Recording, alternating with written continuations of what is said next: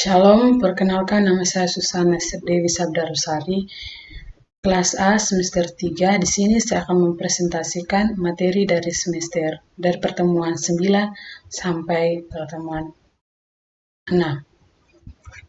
Yang pertama, tulang-tulang ekstremitas superior terdiri dari yang pertama, os clavilla, 2 os scapula, 3 os humerus, 4 os radius, 5 os ulna, 6 ossa carpalia, 7 ossa metacarpalia, 8 ossa phalanges.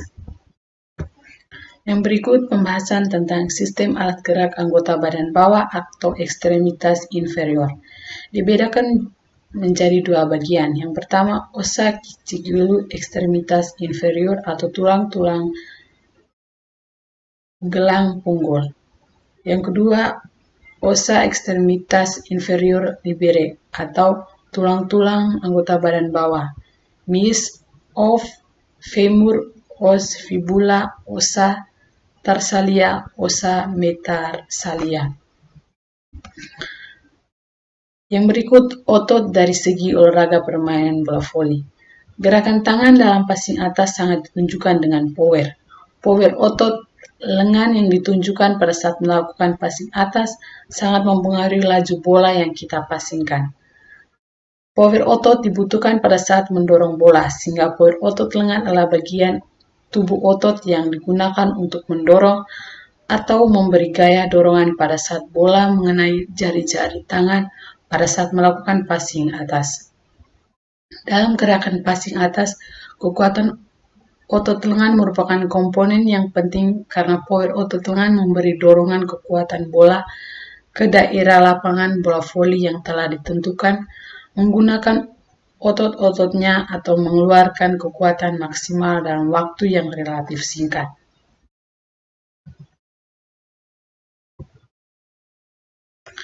Yang berikut pembahasan otot dari segi olahraga senam. Senam lantai terdiri dari berbagai gerakan yang dapat melihat otot-otot bagian perut, punggung, dan panggul. Otot-otot tersebut sangat penting dalam menunjang stabilitas dan kinerja tubuh dalam melakukan berbagai aktivitas fisik. Yang pertama, sit-up. Senam lantai dengan gerakan sit-up berfungsi untuk memperkuat dan mengencang otot tubuh bagian tengah, khususnya otot perut.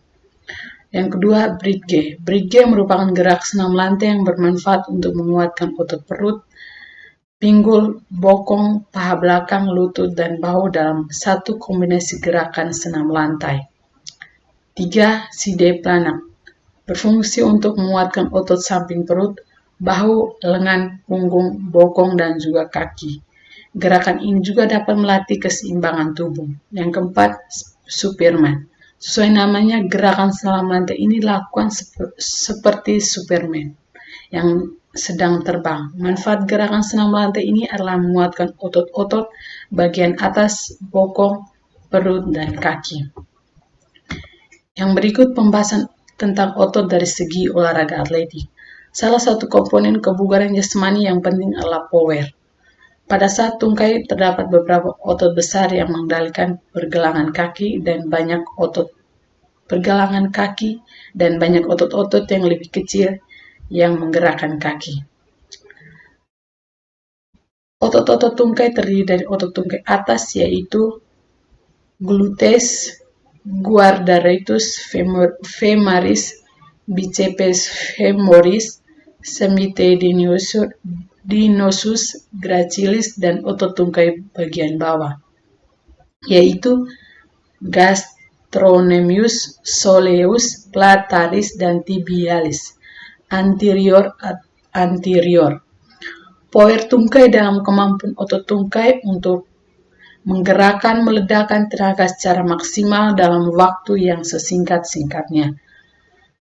Dalam lari sprint 60 meter, otot-otot tungkai sangat berperan penting dalam gerakan melangkah ke depan dengan cepat. Pada saat berlari, power otot tungkai sangat berperan penting dalam mencapai presentasi, terutama untuk meningkatkan kecepatan langkah agar bisa mencapai kecepatan yang optimal. Yang berikut sel pada sistem saraf dan susunan saraf pusat. Sistem saraf pusat merupakan jaringan kompleks yang memiliki peranan penting untuk mengatur setiap kegiatan dalam tubuh. Beberapa fungsi sistem saraf yang sering Anda dengar adalah untuk berpikir, melihat, bergerak, hingga mengatur berbagai kerja organ tubuh. Sistem saraf yang kompleks dapat dibagi menjadi dua komponen besar, yaitu sistem saraf pusat, sistem saraf tepi. Sistem saraf pusat terdiri dari otak dan sumsum tulang belakang, sementara sistem saraf tepi terdiri dari sistem saraf somatik dan otonom. Kedua sistem ini bekerja untuk mengendalikan seluruh aktivitas di dalam tubuh, baik yang disadari maupun yang tidak disadari. Sistem saraf merupakan sistem koordinasi yang berfungsi mengendalikan aktivitas manusia. Sistem saraf manusia tersusun dari sel saraf atau neuron, sistem saraf pusat, dan sistem saraf tepi.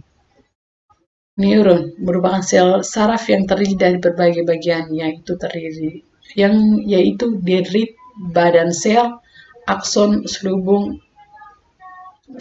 menyelim, hodus ranifer, dan sinapsis. Fungsi neuron adalah untuk mengantarkan atau menerima impuls. Yang berikut sistem saraf pusat terdiri dari otak dan sumsum tulang belakang. Otak berperan gerak sadar, sedangkan sumsum tulang belakang berperan dalam gerakan refleks. Yang berikut sistem saraf tepi terdiri dari sistem saraf somatik dan otonom. Kedua sistem ini bekerja sama untuk mengendalikan seluruh aktivitas di dalam tubuh, baik aktivitas yang disadari maupun tidak disadari. Dan yang terakhir, susunan saraf tepi atau saraf kriminal saraf spinal. Pada sistem saraf tepi atau perifer terdapat dua sistem saraf, yakni saraf sadar atau somatik dan sistem saraf tak sadar atau otonom. Kedua jenis sel saraf ini terdiri dari sistem saraf sensorik dan motorik, sehingga mampu menjadi perantara impuls antara tubuh dengan sistem saraf pusat. Yang berikut arah impuls pada sistem saraf tepi terbagi menjadi dua, yakni sistem aferen dan sistem eferen. Sistem eferen mengandung sel saraf yang dapat mengantarkan informasi dan reseptor ke sistem saraf pusat. Sedangkan sistem saraf eferen mengandung sel saraf yang dapat menghantarkan informasi dari sistem saraf pusat ke otot dan ke linear. Nah, setiap serabut saraf otak ini terhubung dengan organ, atau setiap serabut dari saraf otak ini terhubung dengan organ atau otot manusia. Misalnya terhubung ke hidung dan telinga, dan lain-lain. Sekian dari presentasi saya. Shalom.